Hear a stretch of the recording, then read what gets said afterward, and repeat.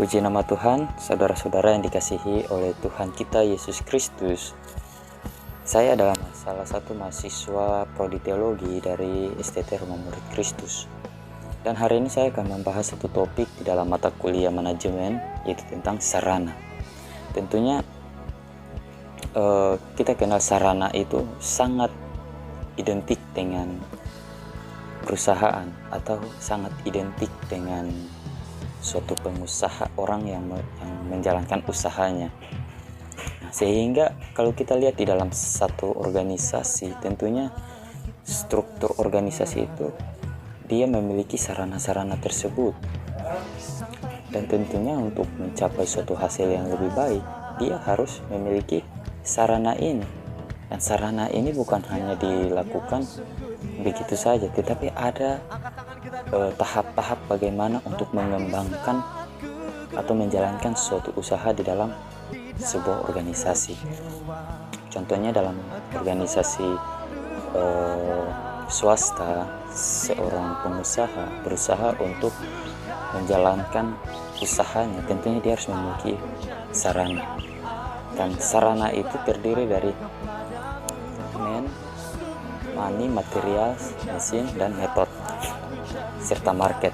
Tetapi kalau kita lihat di dalam kehidupan sehari-hari, ternyata sarana ini tidak hanya digunakan dalam kehidupan berusaha, dalam organisasi kelompok, atau bisa dikatakan secara umum. Tetapi ternyata sarana ini kalau kita lihat di dalam Alkitab, ternyata Alkitab juga sangat memerlukan yang namanya sarana untuk mencapai sebuah hasil yang lebih baik. Nah, tetapi pada kesempatan kali ini saya akan membahas satu topik, yaitu tentang market atau pasar, di mana seseorang pemimpin di dalam sebuah perusahaan untuk mencapai hasil yang lebih baik, tentunya dia harus memasarkan hasil dari apa yang sudah ditetapkan atau apa yang sudah direncanakan di dalam suatu perusahaan, dan untuk menyebarluaskan produknya itu. Seorang pengusaha, ya, ketika menyebarluaskan hasil produknya itu tentunya dia memiliki kualitas produknya itu yang sangat, bisa dikatakan sangat baik, sehingga konsumen juga merasa puas dengan apa yang dia pasarkan, dengan apa yang dia kembangkan, dan sehingga ada timbal balik antara konsumen dan juga penjual, sehingga di dalam situasi itu dia menciptakan sebuah daya beli yang sangat tinggi. Tetapi timbul pertanyaan, apakah sarana ini hanya digunakan di dalam suatu organisasi tertentu? Tentunya tidak.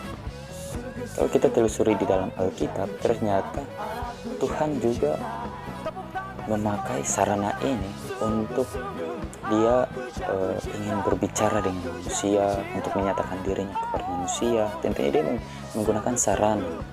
Tetapi kalau kita baca di dalam Roma 10 ayat 15, di sini saya akan baca, dan bagaimana mereka dapat memberitakannya jika mereka tidak diutus? Seperti ada tertulis, betapa indahnya kedatangan mereka yang membawa kabar baik. Artinya apa? Di sini Tuhan ingin kita memberitakan firman, dan Rasul Paulus tegaskan di dalam kitab Roma ini bahwa bagaimana seseorang mendengarkan firman kalau tidak ada yang memberitakan. Nah, kita sebagai gereja Tuhan harus menjalankan fungsi kita sebagai gereja Tuhan. Ketika kita ditarik oleh Tuhan, dipanggil oleh Tuhan untuk menjadi hamba Tuhan, disitulah peran kita untuk memasarkan produknya Tuhan. Tentunya produk Tuhan, firman Tuhan, sehingga bukan hanya kita saja yang diselamatkan atau bukan hanya kita saja yang diberkati, tetapi orang lain juga diberkati lewat pelayanan kita. Tentunya kalau kita telusuri dari ayat ini juga dia mengajarkan kita bahwa untuk menjadi teladan yang baik lewat pekerjaan kita dan pelayanan kita sambil memberitakan kebenaran firman Tuhan atau memberitakan Injil, sehingga banyak orang yang ada di sekitar kita merasakan sukacita, diberkati, dan tentunya menerima manfaat yang luar biasa ya, yang baik lewat pelayanan kita. Dan lebih ditegaskan juga di dalam Kisah Para Rasul 1 ayat 8. Di sini dikatakan, tetapi kamu akan menerima kuasa kalau Roh Kudus turun ke atas kamu, dan kamu akan jadi saksiku di Yerusalem dan di seluruh Yudea, Samaria, dan sampai ke ujung bumi. Sini lebih jelas lagi bahwa ketika kita gereja Tuhan dipanggil oleh Tuhan untuk menjadi hamba Tuhan, dan ketika Roh Kudus turun di atas kita, kita tidak bisa tinggal diam dan tidak bisa menerima itu seenaknya saja, tetapi tanggung jawab kita kepada Tuhan adalah menjadi saksi Tuhan, bukan di kalangan kota-kota, bukan di kalangan tempat tinggal kita, tetapi juga di daerah dimanapun kita berada. Dan Tuhan ingin supaya ketika kita menerima kuasa itu, kita menjadi kudus, menjadi saksi Tuhan yang memiliki karakter hamba Tuhan yang masuk di dalam standarnya Tuhan. Sehingga ketika kita memberitakan firman ini bukan hanya sekedar perintah. Karena kalau kita baca di dalam Matius 28 ayat 19 sampai 20, di situ Tuhan mengatakan bahwa pergilah, jadikanlah semua bangsa muridku. Bukankah ini sebuah strategi dari Tuhan, perintah amanat agung dari Tuhan untuk kita memasarkan produknya Tuhan? Untuk apa? Menjadikan orang-orang sama seperti kita, yaitu menjadi murid Kristus. Jadi sarana ini bukan hanya kita lihat di dalam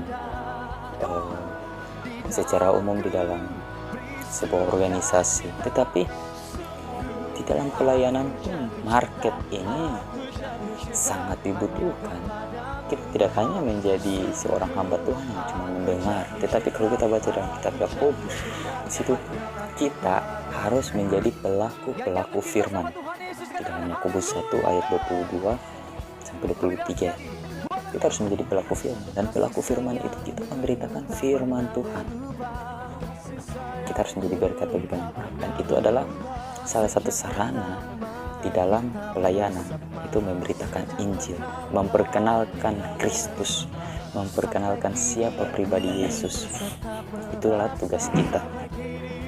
Sehingga di dalam kesimpulan ini saya menulis seperti ini. Sarana ini bukan saja digunakan dalam bidang pekerjaan biasa atau di dalam suatu organisasi tertentu. Namun sarana ini bersifat bebas dan luas. Karena apa? Kapan saja sarana ini bisa digunakan. Dalam organisasi gereja, sarana ini berperan sangat penting untuk mencapai suatu pelayanan yang sempurna.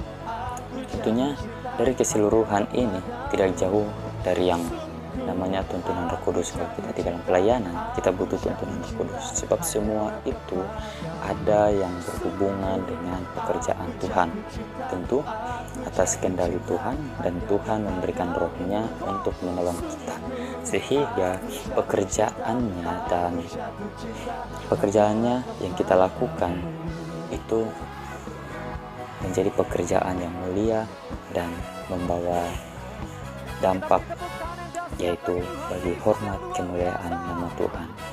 Puji Tuhan, inilah materi dari sarana, dan salah satu sarana yang saya bawakan adalah market. Kiranya dapat memberkati saudara-saudara semua. Tuhan Yesus memberkati kita semua. Amin.